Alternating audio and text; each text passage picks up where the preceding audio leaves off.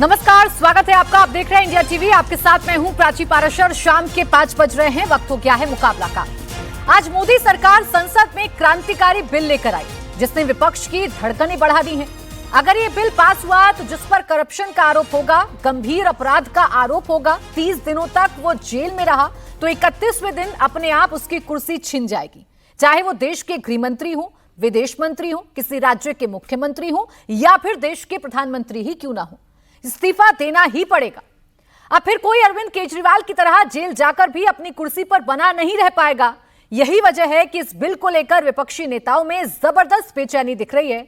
कोई इसे super emergency वाला बिल बता रहा है, कोई इसे जांच अधिकारी को प्रधानमंत्री का बॉस बनाने वाला बिल करार दे रहा है, तो कोई ब्लैक डे और ब्लैक बिल का नारा लगा रहा है। सवाल यह है कि आखिर इस बिल से इतनी बेचैनी क्यों बढ़ी हुई है। सवाल यह कि अगर सरकार करप्शन पर टफ हो रही है तो विपक्ष को सकपकाहट क्यों होने लगी है। आज इसी पर करेंगे मुकाबला, लेकिन पहले एक रिपोर्ट आपको दिखाते हैं। भारत के संविधान का संशोधन करने वाले विधेयक को पुनर्स्थापित करने की अनुमति दी जाए। क्या अब इन्वेस्टिगेटिंग ऑफिसर प्राइम मिनिस्टर का बॉस बन जाएगा? क्या आरोप साबित होने से पहले ही अब कुर्सी छीन ली जाएगी? क्या एंटी मोदी मोर्चा 30 दिन में निपटा दिया जाएगा? ये सारे सवाल आज विपक्ष के हैं। वजह वो 3 नए संविधान संशोधन बिल जिसके टेबल होते ही विपक्षी नेताओं की धड़कनें बढ़ गई हैं।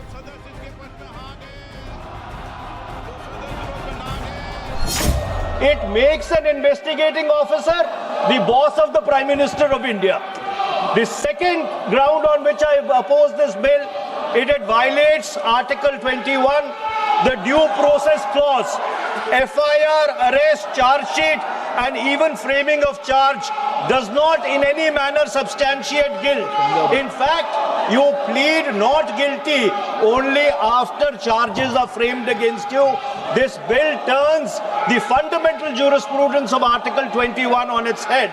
Number 3, it distorts parliamentary democracy, which is again basic structure, by displacing will of the people through bill opens the door for political misuse by instrumentalities of the state whose arbitrary conduct has been repeatedly frowned upon by the Supreme Court. And finally, it throws all existing constitutional safeguards to the winds. Collective responsibility, judicial review, no confidence motion and disqualification and conviction. And this makes this amendment excessive, unnecessary and unconstitutional. इसलिए मैं इन तीनों विधेयकों का पुरजोर विरोध करता हूँ। इस वक्त देश में 10 राज्यों और केंद्र शासित प्रदेशों में विपक्षी दलों की सरकारें हैं। विपक्ष को डर है कि इस बिल के जरिए सबसे पहले टारगेट पर वो ही आएंगे। ब्लैकमेलिंग होगी, फर्जी मुकदमे होंगे, सरकारें गिरा दी जाएंगी। पश्चिम बंगाल की मुख्यमंत्री इसे ब्लैक डे, ब्लैक बिल बता रही हैं, ओवैसी इसे साजिश करार दे रही हैं। अब चीफ मिनिस्टर अकाउंटेबल नहीं होगा जनता को, बल्कि चीफ मिनिस्टर अकाउंटेबल होगा इन्वेस्टिगेटिंग एजेंसीज को। आप कैबिनेट के 6-7 लोगों को केस लगाइए, 30 दिन डालिए अंदर जेल में, गवर्नमेंट गिर गई उनकी। भारत को एक पुलिस स्टेट बनाने का काम बीजेपी सरकार करना चाहती है इन तीनों बिलों के जरिए। अनकॉन्स्टिट्यूशनल है ये, बिल्कुल अनकॉन्स्टिट्यूशनल है। आप हर चीज आपके हाथ में, सेंट्रलाइज आप अपने हाथ में कर रहे हैं। इस नए संशोधन बिल को लेकर विपक्ष ने संसद में खूब हंगामा किया, नारेबाजी की, शोर शराबा किया, बिल फाड़कर अमित शाह की ओर फेंका। लेकिन अमित शाह ने विपक्ष को करारा जवाब दिया, अपनी नजीर पेश की, इल्जामों के बाद भी कुर्सी से चिपके रहने को बेशर्मी करार दिया।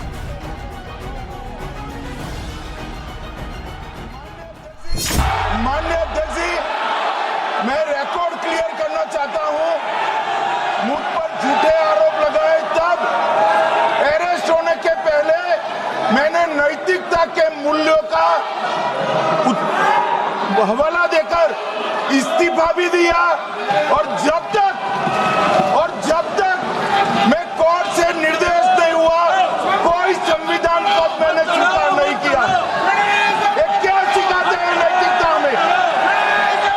मैं तो इस्तीफा देकर गया था और मैं तो चाहता हूं कि ये नैतिकता के मूल्य बढ़े। हम ऐसे निर्लज्ज तो आइए इसी पर करते हैं चर्चा। खास मेहमान हमारे साथ हैं प्रेम शुक्ला, प्रवक्ता भारतीय जनता पार्टी, सत्यप्रकाश मिश्रा, नेता जेडीयू, रोहित अग्रवाल, प्रवक्ता आरएलटी, प्रोफेसर अनवर पाशा, प्रवक्ता आरजेडी। आप सभी का बहुत बहुत स्वागत है। मैं प्रेम शुक्ला जी आप ही से शुरुआत कर रही हूं। क्या आप लोग आईओ को, एक इन्वेस्टिगेटिंग ऑफिसर को प्रधानमंत्री का बॉस बनाने जा रहे हैं?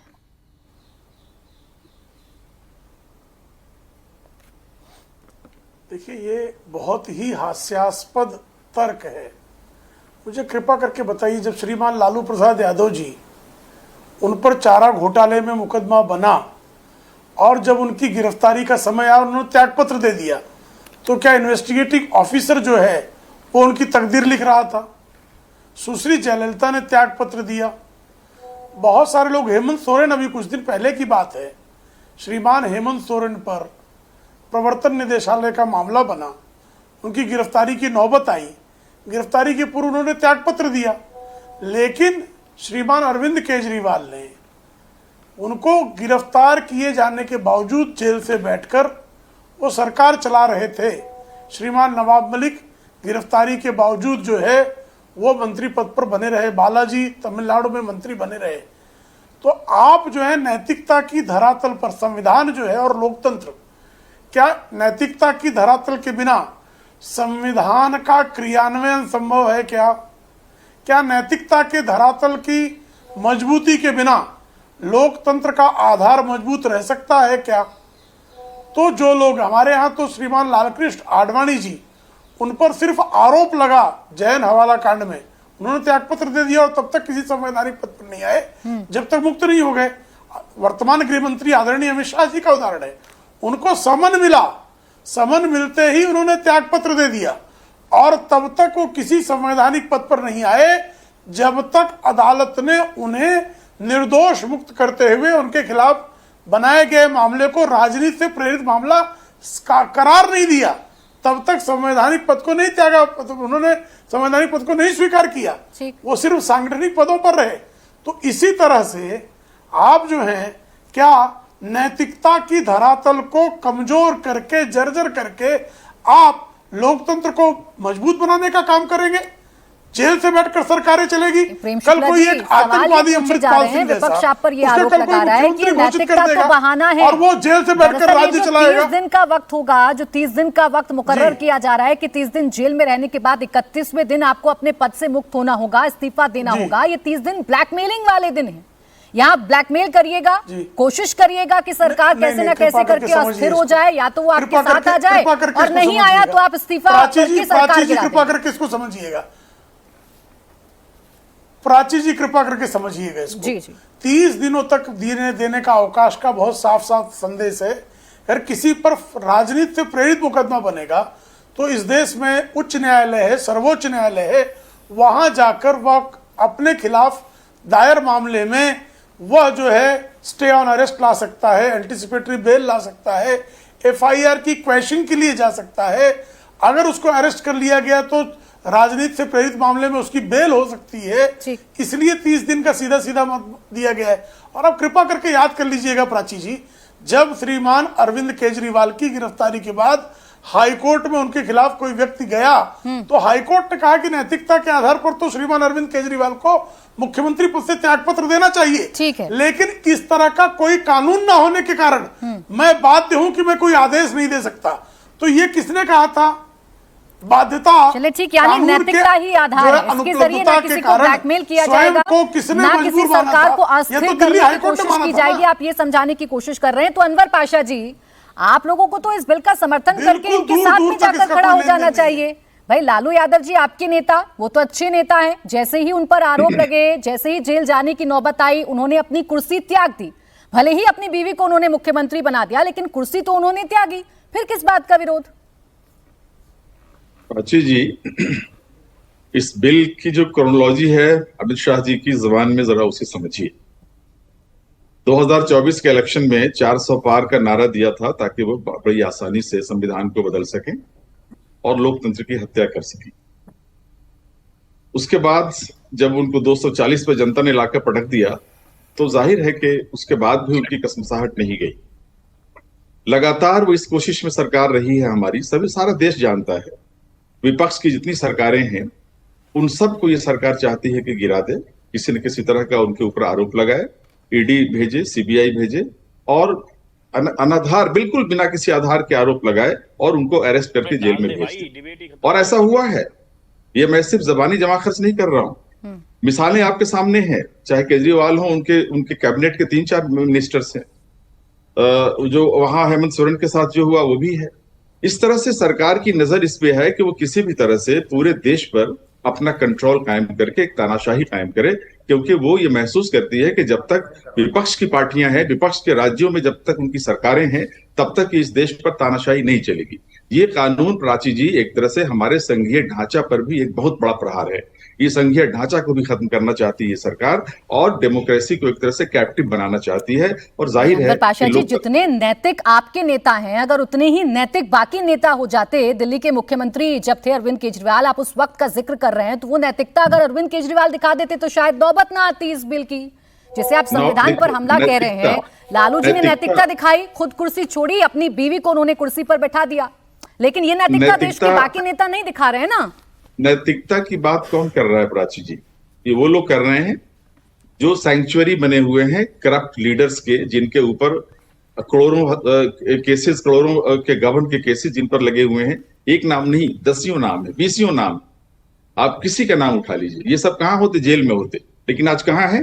कोई चीफ मिनिस्टर बना हुआ आसाम में बैठा हुआ है, कोई उप मुख्यमंत्री बना हुआ महाराष्ट्र में बैठा हुआ है। इस तरह के 2500 ऐसी मिसालें आपके सामने मौजूद है। बिहार में मैं आपको बताऊंगा, जीवेश मिश्रा बीजेपी के मिनिस्टर हैं, उनके ऊपर केस था। अनवर जी, अगर सीरियस मामला है और आपके खिलाफ जांच चल रही है, आप माननीय हैं, तो जरूरी नहीं है ना कि आप अपने पद पर ही बने रहें। आप सबसे पहले अपने पद से इस्तीफा दें नैतिकता के आधार पर। मैं आपके नेता की बात कर रही हूँ। नैतिकता की बात वो करें जिनका दामन साफ है प्राची जी। मैं तो आपके नेता का उदाहरण लेकर, वो नैतिकता की बात करें। अनवर पाशा जी, बस एक सेकंड, मैं तो आपके नेता का उदाहरण लेकर बात कर रही हूँ ना। लालू यादव जी ने नैतिकता दिखाई थी कि नहीं? वो गलत थे क्या उस वक्त? नैतिकता उनके लिए है जो नैतिकता में विश्वास करते हैं, जहां तानाशाही को कायम करना चाहते हैं। कोई नैतिकता नहीं इसके पीछे, सिर्फ एक मकसद है, तमाम विपक्ष की सरकारों को खत्म किया जाए और पूरे देश में तानाशाही कायम किया जाए। ये उनकी नैतिकता है। ठीक है, इस पर हमारा आरोप है। राजेश गुप्ता जी, आज तो अमित शाह जी कह रहे हैं बड़े निर्लज्ज लोग हैं आप लोग, इतना बड़ा आरोप लगा लेकिन अपनी कुर्सी से चिपके रहे, जिसकी वजह से बड़ा बिल लेकर आना पड़ा, संविधान में संशोधन की जरूरत पड़ गई। प्राची जी, अमित शाह जी का बड़ा बड़ा धन्यवाद करते रहते हैं हमको। उनको पता नहीं क्या ऐसा होता है कि वैसे तो कहते हैं हम चौपाड़ी पार्टी है, लेकिन उनको बहुत याद आती है हमारी, बार बार हमारा नाम लेते रहते हैं। बात दरअसल अभी नैतिकता की आप कर रहे थे। देखिए, नैतिकता की बात भगवान राम करें तो अच्छा लगता है, लेकिन मारीच करे, खर दूषण करें, ये तो बात बड़ी अजीब सी है। जो दूसरे का बेस धर के और भगवान राम को छले, वो थोड़ी बात करेंगे नैतिकता की। आप एक बात बताइए, बार बार कह रहे हैं कि आरोप लगा, हमने मान लिया आरोप लगा।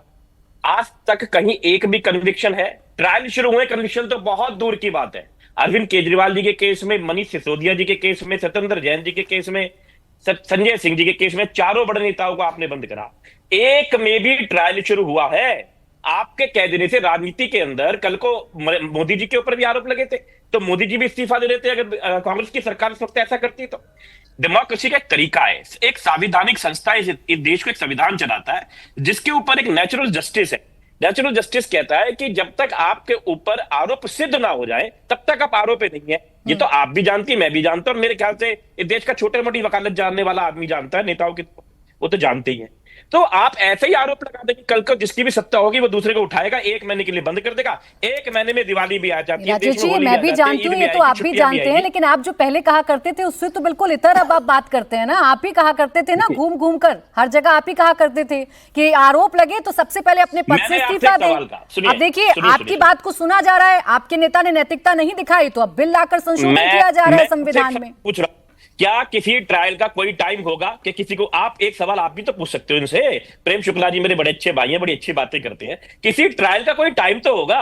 अगर आप किसी को, मैं प्रेम जी पे कोई आरोप लगा दूं या प्रेम जी मुझ पे कोई आरोप लगा दे, कोई समय तो होगा उसका, 1 महीना 2 महीना 6 महीना ट्रायल चालू करने का, कि 3-3 साल तक आप ऐसे करते रहोगे? आप उठा के किसी को जेल में बंद कर दोगे, कहोगे इस्तीफा दे दो? सरकार को गिराने का तरीका है। आप समझिए, जो नेता बोलेगा, जो मुख्यमंत्री के खिलाफ बोलेगा, उसके खिलाफ केस लगाएंगे, उसे सत्यप्रकाश जी कर देंगे, सरकार गिरा देंगे। बड़ा आसान तरीका है। सत्यप्रकाश जी डर पैदा कर रहे हैं, विपक्ष में एक डर पैदा हो रहा है। वो ये कह रहे हैं कि भाई आपने जो ये तरीका अपनाया है, इसलिए अपनाया है कि पूरे देश में एक छत्र राज चाहिए आप लोगों को, आप जगह जगह सरकारें गिराएंगे। अब ऐसी बात नहीं है।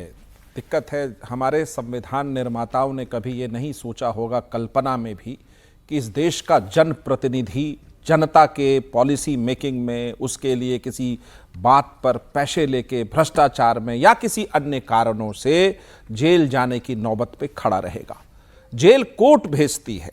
अगर कोई जांच की संस्था कोई प्रथम दृष्टया मसला कोर्ट के सामने पेश करती है और उस जज साहब को लगता है कि इस केस में इतना दम है कि इस व्यक्ति की गिरफ्तारी जरूरी है क्योंकि जांच को भी आगे बढ़ना है, और अगर पूरा का पूरा मसला फर्जी है तो उसके ऊपर अदालतें हैं, हाई कोर्ट है, सुप्रीम कोर्ट है, जो इस बात को, वहां बड़े विवेकपूर्ण लोग, बहुत ज्ञानी लोग बैठते हैं जो इस बात को देखते हैं, समझते हैं, परखते हैं कि मसले में कोई दम नहीं है तो इस केस को या तो खारिज किया जाए या इनकी गिरफ्तारी पर रोक लगाई जाए। कानून में सारे प्रावधान मौजूद हैं।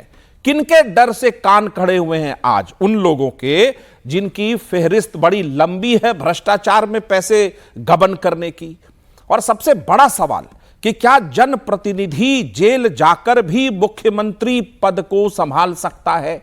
क्योंकि मुख्यमंत्री तो जनता के प्रति उत्तरदायित्व होता है। जनता के बीच जाकर वोट मांगा था तो जनता भी मुख्यमंत्री के दफ्तर आएगी कि हे मुख्यमंत्री जी, मेरा यह कार्य नहीं हो पा रहा है। मुख्यमंत्री तो जेल में है, मंत्री तो जेल में है, तो जनता क्या जेल में जाएगी? यह एक स्थिति है। तो बेहतर स्थिति बनाने के लिए आज भारतीय जनता पार्टी ने, अपनी एनडीए की सरकार ने अपनी संवैधानिक कर्तव्यों का निर्वहन करते हुए इस संविधान को वो ताकत देने वाला बिल लाया है जिससे देश में भ्रष्टाचार करने की कोई जरूरत नहीं करे। सवाल यह भी है कि बार बार ये भ्रष्टाचार, ये आम आदमी पार्टी तो भ्रष्टाचार आंदोलन से निकली थी, नई राजनीति, सबको जेल भेजो, सबको जांच करो वाली पार्टी थी। खुद जब जेल पहुंची तो जब बेल मिला तो सुप्रीम कोर्ट ने क्या कहा? प्राची जी, सुप्रीम कोर्ट ने कहा आप किसी फाइल पे दस्तखत नहीं कर सकते, सचिवालय नहीं जा सकते, मतलब आप मुख्यमंत्री तो हैं, उसका कोई कार्य नहीं कर सकते। यही भाषा थी। सुप्रीम कोर्ट कोई कानून था नहीं कि कह देती कि इस्तीफा दे दीजिए।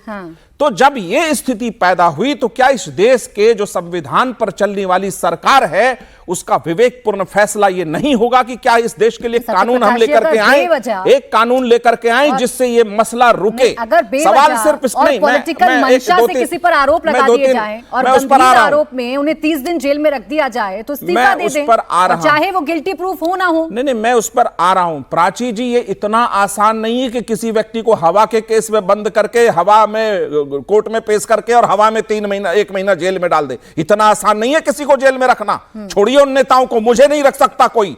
बिना किसी भी फर्जी मामले को फंसाकर आप इस देश में किसी को जेल में नहीं रख सकते।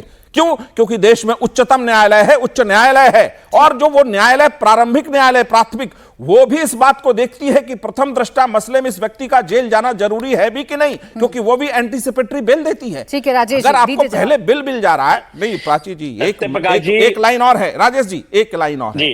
अगर संविधान को इस कानून की जरूरत है तो उन लोगों के कान क्यों खड़े हुए जो जेल गए हुए थे, जिन पे भ्रष्टाचार के सारे दामन उनके बेदाग दिखते ही नहीं? ठीक है राजेश जी, बताइए। सवाल है कि क्या सवाल है कि क्या संविधान सिर्फ हाथ में लेके घूमने से संविधान ताकतवर होगा, या उसमें जो कानून पास हो रहा है उसको मजबूत करने के लिए उसकी भी जरूरत है? आपको कोई गिल्टी थोड़ी ना प्रूफ कर रहा है, ये तो नैतिकता है जो इस देश में समय समय पर नेताओं ने दिखाई सरकार नहीं चल सकती। लालू यादव जी ने दिखाई है, हेमंत सोरेन जी ने दिखाई है, जयललिता ने दिखाई है, समय समय पर नेताओं ने दिखाई है। वही नैतिकता कानून के आधार पर आपके सामने है। सुनिए, जैसा प्रजातंत्र तरीके अपना रहे हैं तो मुख्यमंत्री को सबको समझना पड़ेगा कि वो क्या करना चाहते हैं। सत्यप्रकाश जी ने बिल्कुल ठीक कहा, उन्हें कोई गिरफ्तार नहीं कर सकता, लेकिन सत्यप्रकाश जी अगर बात करते करते फिर से नीतीश कुमार जी पलटी मार गए तो आप जेडीयू में आप भी गिरफ्तार हो जाएंगे। इस बात को ध्यान रखना। हमने दोनों तरफ सरकारें चलाई, हमारे दरवाजे किसी का दस्तक नहीं पड़ा, किसी सीबीआई और ईडी का। बेदाग दामन है तो किसी से क्या डरना, और जब दामन ही पूरा दागदार हो तो फिर ऐसे कानून का विरोध करते रहना। बोले बोले बोले बोले मेरा एक सवाल है, आप पढ़े लिखे आदमी, प्रोफेसर है, मुझे एक बात बता दीजिए, किसी आदमी को कितने दिन तक, खास करके कोई मुख्यमंत्री जैसे पद पे आदमी हो, कितने दिन तक बिना ट्रायल के बंद करेंगे? पहला सवाल। दूसरा सवाल, अगर वो कल को हो जाता है कि इस आदमी ने कोई दोष नहीं करा, जैसे कि सत्येंद्र जैन जी को पिछले में नहीं, इतने केस में जमानत थी, सॉरी सीबीआई के केस में जमानत भी मिली और डांट भी लेकिन पड़ी राजेश जी, कि मैं भाई तो आपने सिर्फ झूठ इतना बोला था। प्रश्न आपसे पूछ रही हूँ, इस पूरी देश बात में करें। उदाहरण है ना, इंडिया प्राची जी, ब्लॉक मेरा के एक ही जो सवाल। नेता हैं वही प्राची सबसे जी, बड़े उदाहरण हैं। प्राची जी, उन्होंने प्राची जी, नैतिकता मेरा के सवाल। आधार पर इस्तीफा दिया ना। प्राची जी, अब आडवाणी बताइए, जी, आप मदन सीएम लाल बने खुराना रहिएगा, जी पर सिर्फ आप आरोप सीएम बने नाम रहिएगा आ और गया था जेल में जैन हवाला रहिएगा, में, उन्होंने गंभीर चुनाव लड़ने आरोप से आप मना पर कर लगे दिया। रहेंगे तो जनता सफर होगी कि नहीं होगी? राजेश जी, इसी नैतिकता की तो बात कर रहे हैं। कौन आपको गिल्टी प्रूफ कर रहा है? तनुज जी, आपके नेता ने भी नैतिकता दिखाई थी, उसी नैतिकता को कानून में लाया जा रहा है, उसी का संशोधन किया जा रहा है, इस पर आपत्ति कहां है? देखिए, नैतिकता तो दिखाई थी, लेकिन पूरे देश ने यह भी देखा कि कैसे एक बेगुनाह मुख्यमंत्री को गिरफ्तार करके राजभवन ले जाया गया और वहां उनका इस्तीफा हुआ। उसके बाद उनको जेल भेजा गया और उसके बाद 5 महीने तक जेल में उनको रखा गया और कोई आरोप सिद्ध नहीं हुआ। और उसके बाद सुप्रीम कोर्ट से न्याय मिला, हाई कोर्ट से न्याय मिला, लेकिन ये कोर्ट बनने का फिराक में है। अरे न्यायालय सजा देती है, न्यायालय तय करती है कि कौन दोषी है कि नहीं है, लेकिन ये तो 30 दिन में तय कर देंगे। इनको तो पहले तो केंद्रीय एजेंसियों के माध्यम से जेल में डालते थे, अब सीधे कहेंगे कि या तो मेरे साथ शामिल हो जाओ, नहीं तो तुम हट जाओ।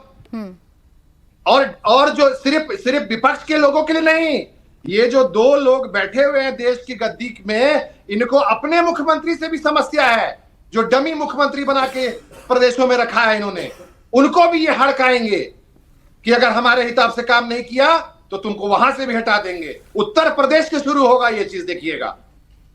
चलिए ठीक है सर, प्रेडिक्शन तो आप कर रहे हैं, भविष्य वक्ता तो आप बन रहे हैं, लेकिन सुनिए ना, अच्छा सुनिए ना, जो आपके मन में प्रश्न है उसके जवाब यहाँ सत्ता पक्ष से बैठे हुए लोग देंगे, लेकिन मेरा प्रश्न सिर्फ इतना भर था, हेमंत सोरेन साहब ने भी दिखाई थी ना नैतिकता, आप खुद से करें तो ठीक और सरकार उसी का कानून बना दे तो आप कहते हैं नहीं, ये तो बहुत गलत है, ये तो सुपर इमरजेंसी है, ये तो कॉन्स्टिट्यूशन के बुनियादी ढांचे पर प्रहार है। आप खुद वही काम करें तो ठीक, सरकार अगर उसे बिल ला दे, उसे कानून बना दे तो गलत क्यों हो जाता है? उसमें एक पॉइंट जो मिस कर रहे हैं प्राची जी, कि ये उन मसलों में है, एक पॉइंट की जिसमें 5 साल या उससे अधिक की सजा होगी। अगर उसमें गिरफ्तारी होती है तो आपको 31वें दिन इस्तीफा देना पड़ेगा, अगर 30 दिन जेल हो गया। जल्दी से तनुज जी, ये फाइनल मसला है। फिर मैं आ रही हूँ रोहित जी आपके पास, बोले तनुज जी। मैं वही बोल रहा हूं कि उनके 5 महीने कौन लौटाएगा जो आरोप साबित नहीं कर पाया, ईडी सबूत नहीं दे पाया। तो क्या बरी हो गए क्या वो सोरेन साहब? तनुज जी, आप अभी अलग मसले पर बहस करने आ गए मुझसे। देखिए, आप ये बता रहे हैं कि आपके नेता के साथ जो केस लगाए गए वो झूठे और फर्जी लगाए गए,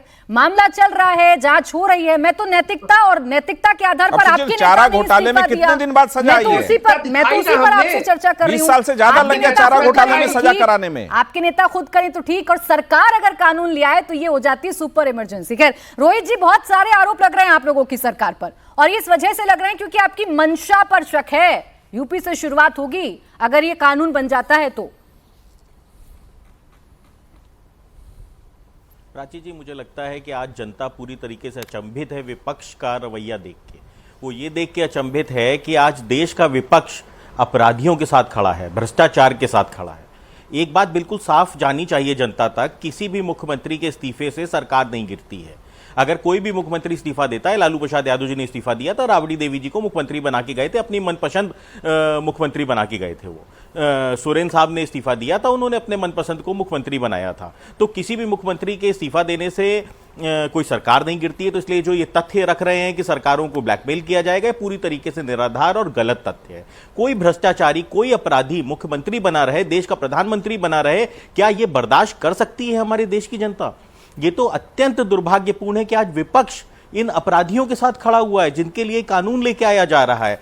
आज हम तो आम आदमी पार्टी का रवैया देख के अचंभित हैं, जो कहा करते थे अरे आरोप लगते ही इस्तीफा देना चाहिए, आज वो कह रहे हैं कि भैया आरोप छोड़ो, जेल में जाने के बाद भी इस्तीफा नहीं देना चाहिए। और यही उपज है इस कानून की, जो आज कानून लेके आया गया है कि दिल्ली की जनता किस तरीके से त्रस्त हो गई थी जब ये इनके अरविंद केजरीवाल इस्तीफा देने को ही नहीं तैयार थे। कुर्सी प्रेम इतना ज्यादा था उनको कि कुर्सी से उतरने को तैयार ही नहीं थे, जबकि वो पूरी तरीके से कन्विक्टेड स्थिति में आ चुके थे, उसके बाद भी उन्होंने इस्तीफा देना जायज नहीं समझा। देखिए प्राची जी, आज हमको समझना पड़ेगा कि विपक्ष अपराधियों के साथ खड़ा है। क्या विपक्ष नहीं समझ पा रहा है कि वो किस चीज का विरोध कर रहा है? विपक्ष को तो इसका स्वागत करना चाहिए था।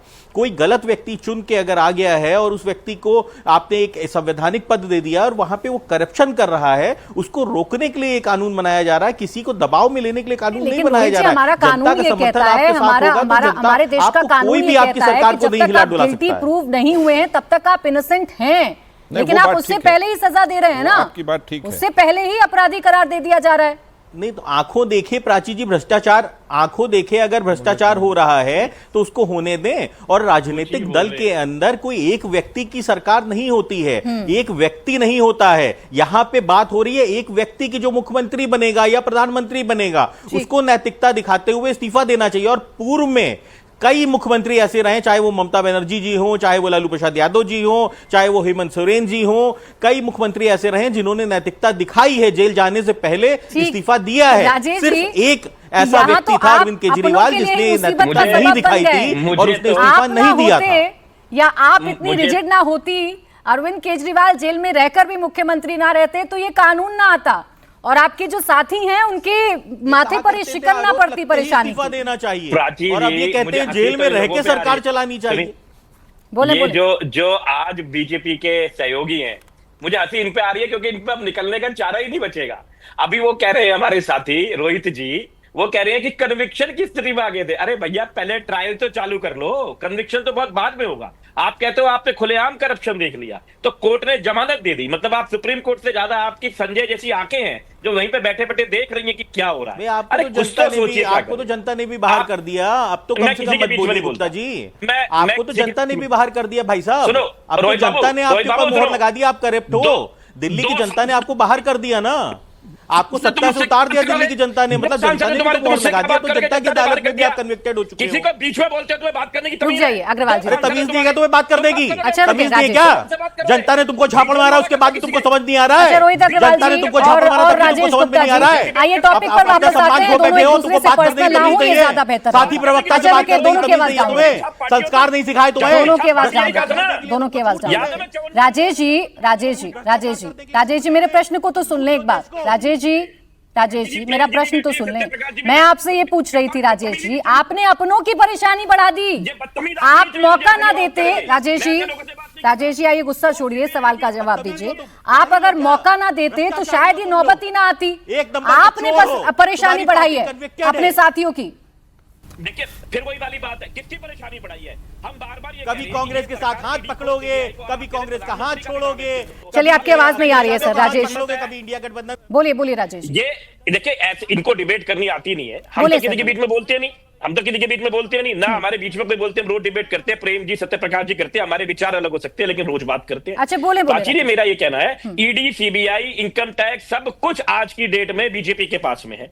अब वो किसी की हिम्मत है प्रधानमंत्री जी का नाम भी ले दे और जो दूसरे मुख्यमंत्री जो उनका साथ नहीं देंगे उनको वो गिरफ्तार करके अंदर डाल देंगे, सरकार को घेरेंगे। अभी जो बातें हो रही हैं कि सरकार नहीं गिरती मुख्यमंत्री के नाम से, आप जानते हैं हमको दिल्ली में वोट मिला अरविंद केजरीवाल के नाम का, आप अरविंद केजरीवाल को हटा दोगे आम आदमी पार्टी अपने आप अस्थिर हो जाएगी। ये तो तरीका है। लेकिन राजेश ये अरविंद केजरीवाल जी ने इस्तीफा तो दिया ना, आतिशी जी मुख्यमंत्री रही, आपकी सरकार थोड़ी ना गिरी, आपकी सरकार थोड़ी ना अस्थिर हो गई। ये तो एग्जांपल हमने देखा बाद में दिया, लेकिन आतिशी जी मुख्यमंत्री बनी थी कि नहीं बनी थी? खैर प्रेम शुक्ला जी यहाँ एक महत्वपूर्ण पॉइंट विपक्ष जो उठा रहा है वो ये उठा रहा है कि ये सुपर इमरजेंसी के हालात हैं। मैं आ रही हूँ फिर आपके पास। ये सुपर इमरजेंसी के हालात हैं, आपको मौका मिल गया, सारी एजेंसियां आपके हाथ में है, आप किसी को भी चाहेंगे कि इसे हमें गिराना है, ऐसे मुख्यमंत्री पद से हटाना है तो आरोप लगाइए, 30 दिन जेल में रखिए, 31वें दिन वो मुख्यमंत्री पद से हट जाएगा। मुझे प्राची जी, भारतीय जनता पार्टी की सरकार 1998 से 2004 6 वर्ष रही और 2014 से 2025 11 वर्ष रही। एक मामला मुझे दिखा दीजिए जब किसी के खिलाफ प्रथम दृष्टया कोई प्रमाण ना हो और उसको गिरफ्तार कर लिया गया हो। इमरजेंसी के दौरान 1 लाख से अधिक लोगों को श्रीमती इंदिरा गांधी ने सिर्फ अपनी कुर्सी बचाए रखने के लिए, चूंकि श्रीमती इंदिरा गांधी के निर्वाचन को आपराधिक षड्यंत्र के तहत उन्होंने जिस तरह से चुनाव को प्रभावित किया था, उनके निर्वाचन को रद्द कर दिया गया था, तो अपनी कुर्सी बचाने के लिए श्रीमती इंदिरा गांधी ने आपातकाल लादकर पूरे देश के सारे विपक्षी नेताओं को जेल में डाल दिया था। कल ही लोकसभा में श्रीमान नित्यानंद राय जी ने फिगर दिया कि 1 करोड़ से अधिक लोगों की जबरन नसबंदी कर दी थी, जिसमें 1000 से अधिक लोग नसबंदी के कारण मृत्यु को प्राप्त हो गए थे। इस तरह की बर्बरता उन्होंने आपातकाल में की। आप 17 वर्षों का भारतीय जनता पार्टी का शासनकाल, एक उदाहरण बता दें कि इस व्यक्ति को गिरफ्तार किया गया और उसके खिलाफ प्रथम दृष्टया प्रमाण किसी अदालत ने पाया नहीं। चाहे वो जो हेमंत सोरेन की बात अभी की जा रही है, हेमंत सोरेन बरी नहीं हुए हैं, उनके प्रथम दृष्टया प्रमाण को अदालत ने स्वीकारा है, अभी ट्रायल बाकी है। अरविंद केजरीवाल जी के मामले में स्वयं अदालत के, दिल्ली हाई कोर्ट के तत्कालीन चीफ जस्टिस ने कहा कि नैतिकता के आधार पर श्रीमान अरविंद केजरीवाल को मुख्यमंत्री के तौर पर जेल में जाने के बाद त्यागपत्र देना चाहिए, लेकिन ऐसा कोई कानून नहीं है जिसके तहत मैं आदेश दे सकूं। ये मजबूरी किसने बताई? प्रेम शुक्ला जी, दिल्ली हाई कोर्ट का पाठ सबको पढ़ा रहे चीफ हैं। जस्टिस ने अरविंद केजरीवाल साहब ही एकमात्र ऐसा उदाहरण आपके सामने है कि आपको ये बिल लेकर आना पड़ गया, ये संशोधन आपको करना पड़ गया। बाकी लालू यादव जी देखिए, हेमंत सोरेन जी को देखिए, बाकी जितने नेता हैं जिन पर आरोप लगे उन्होंने तो इस्तीफा दिया ना। अब इनके मन में डर ये है कि आप ब्लैकमेल करेंगे, 28 दिन तक ब्लैकमेल करेंगे कि आप आइए हमारे साथ आइए, नहीं आए 31वें दिन आप पद से मुक्त हो जाएंगे। मैं प्राची जी, ब्लैकमेल कैसे होगा? टेक्निकल चीज मैं आ रही हूँ आपके पास। हाँ, नहीं, मुझे बताइए हेमंत सोरेन को किसने ब्लैकमेल किया? नहीं, मुझे कृपा करके बताइए हेमंत सोरेन को किसने ब्लैकमेल किया? अरविंद केजरीवाल को किसने ब्लैकमेल किसने किया? अरविंद केजरीवाल शराब घोटाले में बाकायदा पकड़े गए। अरविंद केजरीवाल को कभी कहा गया कि आप एनडीए में आइए? किसी ने कहा उनको कि आप भारतीय जनता पार्टी में शामिल हो जाइए? क्या कपोल कल्पित बातें करते हैं लोग। भगवंत सिंह मान आज पंजाब के मुख्यमंत्री हैं, उनको कोई क्यों नहीं फर्जी मामले में अरेस्ट कर ले रहा है? जब वो भ्रष्टाचार के मामले में पाए जाएंगे, प्रथम दृष्टया प्रमाण होंगे, एजेंसी उनके खिलाफ कार्रवाई करेगी, एफआईआर रजिस्टर होगा, तब कार्रवाई होगी ना। और एफआईआर के बाद भी उनके पास हाईकोर्ट, सुप्रीम कोर्ट अदालतों का दरवाजा है, जो जाकर एफआईआर क्वैश करवा सकते हैं। ठीक है राजेश जी, देश में अदालतें हैं और उन्हीं अदालत ने आपके नेताओं को जमानत भी दी है, लेकिन ये जिद के आप जेल के अंदर हैं, आप 30 दिन तक जेल में बिताकर आए हैं, लेकिन आप अपने पद पर बने रहिएगा। ये कुर्सी का मोह क्यों नहीं छूटता है? प्राची जी, मैं इसका जवाब दे देता हूं। पहली बात, संजय सिंह जी को जिनको गिरफ्तार किया गया, जिनको जमानत भी बहुत जल्दी मिल गई, क्योंकि ना वो सरकार में थे, ना वो दिल्ली के कोई मंत्री थे, ना वो कोई विधायक थे, फिर भी उनको पकड़ा गया। उनका कोई लेना देना नहीं था किसी पॉलिसी में, जिस पॉलिसी के तहत उनको गिरफ्तार करा गया कि जी शराब में घोटाला हुआ। दूसरी बात, मुख्यमंत्री जी की आपने बात करी, मुख्यमंत्री जी भी ना उसमें कोई मिनिस्टर थे, ना उनके कोई साइन थे। तीसरी बात, जो जज जिसने ये कहा कि भाई इसमें कुछ नहीं पाया गया, क्यों किस वजह से पकड़ा गया, कोई रीजन नहीं है, उसको अगले दिन रोस्टर में चेंज कर दिया जाता है। ऑन रिकॉर्ड ये सारी चीजें हैं। ये जिस तरीके की बदमाशियां और जिस तरीके का चीजें चल रही हैं, लोगों को डराना, धमकाना, बहकाना, सारा सिस्टम बनाया जा रहा है और ये सब समझते हैं। ऐसा नहीं है कि जितनी विपक्षी पार्टियां हैं, मैं तो बार बार कह रहा हूं, विपक्षी पार्टियों को अब छोड़ दीजिए। जो पार्टियां आज उनके साथ हैं, जो आज उनके साथ है, उनको बहुत बड़ी तकलीफ होने वाली है। उनको भी परमानेंट पकड़ के रखा जाएगा कि इनकी तकलीफ तो अभी सत्यप्रकाश जी मुझे बताएंगे, लेकिन राजेश जी, मेरा प्रश्न इतना भर है आपसे, बस इतना ही भर है। आपके नेता इनोसेंट हैं, आपके नेता गिल्टी हैं, ये तो जांच के बाद कोर्ट तय कर देगा, लेकिन आप जेल में अगर हैं तो जेल में रहकर आप कुर्सी पर बैठे रहिएगा। ये मोह क्यों नहीं छूटता? कुर्सी का मोह क्यों नहीं छूटता? माननीय है, लेकिन कुर्सी तो छोड़नी पड़ेगी, तब तो ना निष्पक्ष जांच होगी। मोह प्राची जी इतना है, लोगों ने बड़े विश्वास के साथ में आपको वोट देके जिताया होता है, आप ऐसे भाग जाएंगे तो फिर ये कहेंगे कि भाग गए, फिर कहते हैं जी भाग गए। आपको याद है 2013 में इन्होंने क्या कहा था, जी देखिए भाग गए। तो ऐसे नहीं होता है, अगर कोई तो रीजन हो आप ट्रायल चालू करिए। ठीक है सत्य प्रकाश जी, मुश्किलें आपकी बढ़ने वाली हैं, आप चिंता करिए। विपक्ष तो आज अपनी बात कह रहा है, लेकिन आप साथी हैं, आपको सबसे ज्यादा ब्लैकमेल किया जाएगा। देखिए, पारदर्शिता और मैं आ रही हूं अनवर जी, फिर आ रही हूं। पारदर्शिता और राजनीतिक जीवन में शुचिता स्थापित हो, उसके लिए हमारी पार्टी और एनडीए गठबंधन कृत संकल्प है, पहला पॉइंट। दूसरा, एक टेक्निकल मसला है कि ठीक है, कोर्ट के सामने प्रथम दृष्टा मसला रखा गया, कोर्ट जेल भेजती है। अब ये कह रहे कि नहीं ब्लैकमेल कर लेंगे, तो मतलब सरकार कोर्ट भी चला रही है क्या कि नहीं 30 दिन से पहले इसको छोड़ दो, कोर्ट जमानत देगी तो छूट जाएंगे। कोर्ट को लगेगा नहीं इन्वेस्टिगेशन में आप बाहर रहेंगे तो सबूतों के साथ छेड़छाड़ करेंगे या आप विटनेस को प्रभावित करेंगे तो आपको जमानत नहीं मिलेगी। सत्येंद्र जैन 1 साल रहे जेल में और मंत्री पद पर बने रहे। मनीष सिसोदिया जी ने तो 2 दिन में इस्तीफा दिया, उसी समय सत्येंद्र जैन का भी इस्तीफा हो गया। अरविंद केजरीवाल जी ने ठान लिया था जेल से सरकार चलाएंगे। आपके बारे में, अरविंद केजरीवाल जी के बारे में दिल्ली हाई कोर्ट की शराब घोटाले में जो टिप्पणी है वो बेहद शर्मनाक है। वह स्पष्ट कहता है कि इनकी संलिप्तता दिखती है इसमें। सेकंड पॉइंट, आप देखिए वेस्ट बंगाल में एक घोटाला हुआ था टीचर का, उसमें पार्थ चटर्जी मंत्री थे, शाम तक हटाए गए। वो जेल भी उस समय नहीं गए थे, शाम तक हटाए गए। सवाल है कि क्या जेल से मंत्री, मुख्यमंत्री और प्रधानमंत्री इस देश की संस्थाएं और सरकार चलाएगा 30 दिन के बाद भी? नहीं चला सकता। यह स्थिति पैदा नहीं हो सकती। भारत का लोकतंत्र, सरकारें आएंगी जाएंगी, मंत्री हजारों बनेंगे, प्रधानमंत्री भी बनेंगे, मुख्यमंत्री भी बनेंगे, लेकिन इस देश का संविधान इस पर इतना बड़ा कालिक मत पोतिए कि जेल से बैठकर कोई मंत्री हाँक रहा हो चीजों को, ये नहीं चलेगा। आपको जवाब देना पड़ेगा, क्योंकि आप जनता के प्रति जवाबदेह हैं। तो क्या जेल से बैठ के जनता के प्रति जवाब देंगे? अनवर पाशा जी, इस सवाल का जवाब दीजिए, फिर मंत्री बन जाइए। इस सवाल का जवाब तो दीजिए, क्या जेल से रहकर मंत्रालय चलाए जा सकते हैं? क्या जेल से रहकर कोई स्टेट चलाया जा सकता है? प्राची जी, मैं उस सवाल पे आऊंगा, लेकिन जरा ये जो लंबी लंबी बातें कर रहे हैं, भ्रष्टाचार और नैतिकता की बातें जो लोग कर रहे हैं, ये भ्रष्टाचारियों को संरक्षण देने वाले लोग, ये भ्रष्टाचार और नैतिकता की बात। अरे चुप रहिए, आप क्या आईना दिखा रहे हैं? आप चुप रहिए, मुझे बोलने दीजिए ना। अरे आप मुझे बोलने दीजिए, बोलिए। आप जेडीयू के प्रवक्ता नहीं, आरएसएस के प्रवक्ता हैं। जेडीयू का हटाइए, आप जेडीयू का टैग हटाइए। जेडीयू के ऑफिशियल आप नहीं है, आप हमारे बारे में जेडीयू के ऑफिशियल प्रवक्ता नहीं है। सुनिए, आप अपनी नैतिकता अपने दामन पर, पहले अपने दामन में झांकिए। सामने आप बोल सकते हैं, आप जेडीयू का टैग लगाए हुए हैं, आरएसएस का टैग लगाने में शर्म आती है क्या? बोले, आरएसएस का टैग लगाने में आपको शर्म आती है? सत्यप्रकाश जी, आप जेडीयू के प्रवक्ता तो है नहीं, मत करिए ना, विषय पर आइए। मैंने मालूम किया आपकी पार्टी से, आप जेडीयू के ऑफिशियल प्रवक्ता नहीं है। आप विषय पर आइए, मैं खोलूंगा। अनवर पाशा जी, देखिए डिरेल नहीं करते हैं ना टॉपिक को। आप लोग ये चाहते हैं, प्रकाश मिश्रा जी रुक जाइए। देखिए यहाँ व्यक्तिगत होने के लिए कोई नहीं आता है अनवर पाशा जी, आप नहीं चाहते ना कि टॉपिक डिरेल हो, आप बताना चाह रहे हैं ना विपक्ष की मुश्किलें कैसे बढ़ने वाली। बताइए, इंटरप्ट किया ना, इन्होंने इंटरप्ट किया ना, मैंने इंटरप्ट नहीं किया। मैं ये बताना चाहता हूं कि अगर नैतिकता की बात हो रही है, सिद्धांत की बात हो रही है, मैं सिर्फ एक बात रखूंगा प्राची जी और प्रेम शुक्ला जी से कहूंगा कि इतनी ही नैतिकता है तो ईडी का जो चीफ है, let the supreme court appoint. CBI का जो चीफ है, let the supreme court appoint.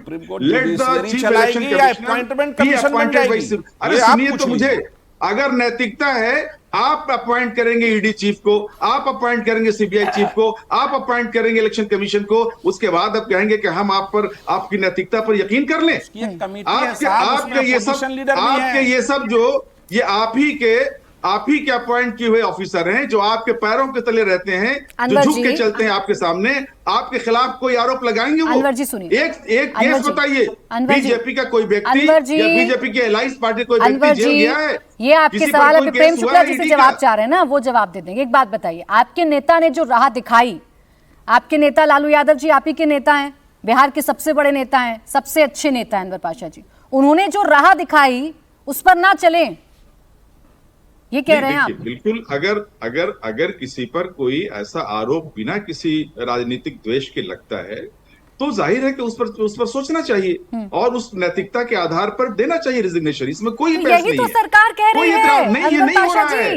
ये हो रहा है कि ईडी लगाओ, चार्जेस लगाओ, आरोप लगाओ, अरे जेल यही तो भेजो, सरकार 30 कह रही दिन है तक ना रखो जेल में। भाई, आप ये और तय उसके करिए बाद कि उसको आपके गिराओ, नेता के उसकी दिखाए सरकार हुए गिराओ। रास्ते पर चलना है कि नहीं चलना है। आपको तो खुश होना चाहिए। आपके नेता ने जो कदम उठाया, आपके नेता ने जो कदम उठाया और जो रास्ता दिखाया अनवर पाशा जी, उसी के इर्द गिर्द ये कानून आ रहा है, नया संशोधन हो रहा है। यही नैतिकता तो मांग रहे हैं, कानून लाइए ना, बोलिए, ईडी के लिए प्रेम कानून शुक्ला लाइए जी। ना, सीबीआई के लिए कानून लाइए ना, ठीक, इलेक्शन प्रेम कमीशन के शुक्ला चीफ के जी, लिए कानून लाइए ना। देश की किसी भी केंद्रीय जांच देखिए, अनवर एजेंसी पर पाशा इनको जी, यकीन नहीं है प्रेम शुक्ला जी, और इनको पता है कि जैसे जैसे विपक्ष के नेताओं को टारगेट किया जाता है, अब आगे और बढ़ेंगे ऐसे मामले। रुके पाशा जी, मैं जवाब ले लूं आपके सवाल का। कितने श्रीमान अनवर पाशा हास्यास्पद तर्क दे रहे हैं। इस देश की न्यायपालिका को कार्यपालिका की नियुक्त संस्था बनाई जा सकती है क्या? इस देश की कार्यपालिका स्वतंत्र है, न्यायपालिका स्वतंत्र है, विधायिका स्वतंत्र है। तीनों विधायिका की नियुक्तियां ना तो कार्यपालिका करेगी, न कार्यपालिका की नियुक्तियां विधायिका करेगी, न जो न्यायपालिका की नियुक्तियां, न्यायपालिका जो है कॉलेजियम की नियुक्तियां विधायिका करती है क्या? कॉलेजियम जो सुप्रीम कोर्ट का, उसको कार्यपालिका नियुक्तियां कर रही है क्या? कैसी बातें कर रहे हैं? कार्यपालिका की नियुक्तियां कार्यपालिका ही करेगी, उसकी न्यायपालिका नहीं करेगी। और श्रीमान लालू अब बीच में क्यों बोल रहे हैं? मैं आपको सुन रहा था ना, सुन लें अनवर पाशा जी, क्या सुन लें। बातें कर रहे हैं, कैसी सुन लें बातें अनवर कर रहे पाशा हैं? जी, क्या सुन हो लें। गया इनको? आपके सवाल अंग्रेजी का के दो जवाब चार मिल शब्द रहा है याद तो कर आने लेने से दीजिए ना, अब सवाल का संविधान जवाब के आने ज्ञाता नहीं हो दीजिए। जाएगा ना मित्र। आवाज डाउन अनवर जी की, बोलें प्रेम शुक्ला जी। अंग्रेजी के दो चार शब्द बोल लेने से कोई संविधान विशेषज्ञ नहीं हो जाता है पाशा जी। संवैधानिकता यह है कि कार्यपालिका की नियुक्तियां कार्यपालिका करेगी, न्यायपालिका की नियुक्तियां कॉलेजियम के माध्यम से न्यायपालिका करती है, विधायिका का जो क्रियान्वयन और संचालन है वो विधायिका करेगा। एक दूसरे पर जो है कोई इस तरह का हस्तक्षेप नहीं कर सकता है। श्रीमान लालू प्रसाद यादव मुख्यमंत्री थे तो अधिकारियों की नियुक्तियां हाईकोर्ट से पूछे कर रहे थे, ऐसा कोई उदाहरण है आपके पास? और श्रीमान लालू प्रसाद यादव, आपकी जानकारी के लिए, चारा चोरी में जब गिरफ्तार हुए थे तब केंद्र में किसकी सरकार थी? तब केंद्र की सरकार में वो शामिल पाए गए थे। वो जब जिस केंद्र की सरकार में शामिल पाए थे उसी में गिरफ्तार कर लिए गए। तो क्या जो है श्रीमान लालू प्रसाद यादव को जनता दल की सरकार जो है इसलिए गिरफ्तार करी थी, कोई राजनीतिक प्रतिशोध लेना था? तो इसका मतलब है कि चारा चोर थे वो और बाद में कन्विक्ट हुए। अब चारा चोरी में जो कन्विक्ट हुआ, एक सजा याफ्ता जो जिस पार्टी का अध्यक्ष हो, सजा याफ्ता व्यक्ति, उस सजा याफ्ता व्यक्ति की पार्टी ये तय करेगी कि कमेटियां कैसे बनी, नियुक्तियां कैसे हो? ये संभव नहीं है मित्र। आप बहुत ही जो है यहाँ वहां की बातें कर रहे हैं। लेकिन विपक्ष कह रहा है, विपक्ष कह रहा है कि जब तक कोई गिल्टी प्रूफ नहीं हो रहा है आप उसे सजा क्यों दे रहे हैं? ये आर्टिकल 21 का वायलेशन है। कैसा, कहाँ सजा मिल रही है? कहाँ सजा मुझे मिल रही है, मुझे बताइए ना। त्याग पत्र देने के बाद जैसे ही वो बेल पर आएगा वो फिर मुख्यमंत्री या प्रधानमंत्री या मंत्री बन सकता है। सजा कहाँ मिल रही है? सिर्फ वो जेल में बैठकर सरकार ना चलाए, इतनी सी नैतिक बात है। वो बेल पर जैसे रिहा होगा वो आए फिर पद पर बैठ जाए। क्यों केजरीवाल जो है, मान लीजिए केजरीवाल, अभी हेमंत सोरेन ने त्याग पत्र दिया, अभी उदाहरण नहीं आपके सामने उदाहरण है। आपके सामने दो उदाहरण मैं आपको देता हूँ प्राची जी।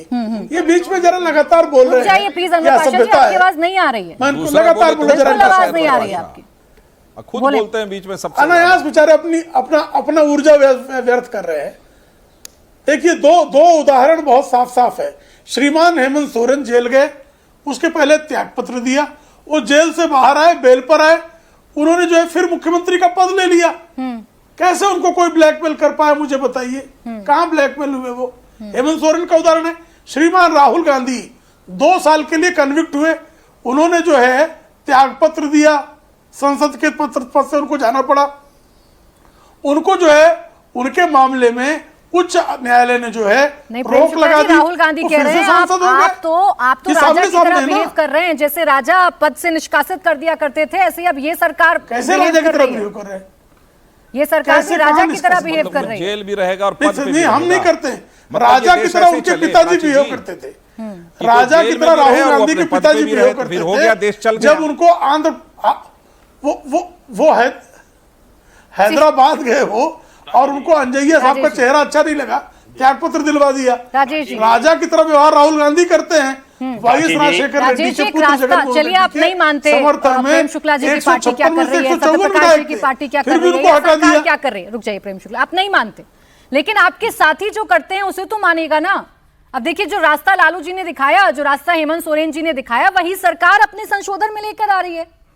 प्राची जी, मैं पहले दो बातों का जवाब दे दूंगा और बहुत जल्दी जल्दी दे दूंगा। मेरे बड़े भाई आदरणीय प्रेम शुक्ला जी कह रहे हैं कि भाई जो कार्यपालिका का काम है कार्यपालिका कर रही है, विधायिका का विधायिका।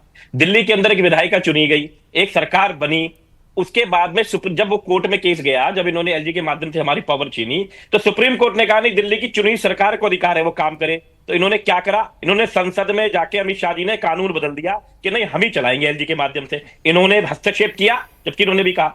दूसरी बात, मेरे बड़े भाई सत्यप्रकाश जी कह रहे हैं कि जाएंगे और वहां पे जाके बेल हो जाएगी। आपको पता नहीं है तो मैं बता देता हूं, ईडी, सीबीआई और इनकम टैक्स से अलग अलग केस करवाते हैं। अगर सीबीआई के केस में अगर बेल होने लगती है तो ईडी उसी वक्त कहती है कि हमें गिरफ्तारी चाहिए। अगर ईडी को गिरफ्तारी में बेल होने लगती है तो सीबीआई करने लगती है। और सुप्रीम कोर्ट ने अभी पूछा इनसे, अभी ईडी से पूछा है कि बताओ ऐसे उठा के किसी को भी बंद कर देते हो, तुम्हारे ऊपर सवाल उठेंगे। सुप्रीम कोर्ट ने इनसे पूछा क्या ईडी का डायरेक्टर कितने साल तक तुम कितनी एक्सटेंशन दोगे, बार बार एक्सटेंशन क्यों नहीं चेंज करते। कितनी सारी बातें केंद्र सुप्रीम कोर्ट ने राजेश जी, बस इतना बता दीजिए, किसी व्यक्ति पर आरोप लगा है, महज वो राजनेता है, महज वो मुख्यमंत्री है, महज वो किसी भी प्रदेश में मंत्री है, वो इस वजह से अपना पद नहीं छोड़ेगा चाहे कितने भी दिन उसको जेल में रहना पड़े। नहीं जेल में क्यों रहे, मैं कहता हूं ट्रायल लेके आए, 10 दिन में ट्रायल आए, फांसी दे देंगे किसी कसूर का। और हेमंत सोरेन की बात सुनिए, हेमंत सोरेन जी की बात सुन लीजिए। हेमंत सोरेन जी ने इस्तीफा दिया, उनके चाचा जी को मुख्यमंत्री बनाया उन्होंने, देखो इन्होंने उनके चाचा को लपक दिया, कर दिया का। ये तो रह गई उनकी पूरी कोशिश थी सरकार खत्म हो जाए वहां पर, इन्होंने लपका नहीं लपका। अरे आपने तो आतिशी जी को बनाया था, ये कोशिश दिल्ली में कामयाब नहीं हो पाई, लेकिन और जगह कामयाब हो रही है ऐसा आपको लग रहा है। चलिए ठीक है, मेरे पास इतना ही वक्त था। बहुत बहुत शुक्रिया आप सभी का हमारे साथ आज की चर्चा में जुड़ने के लिए।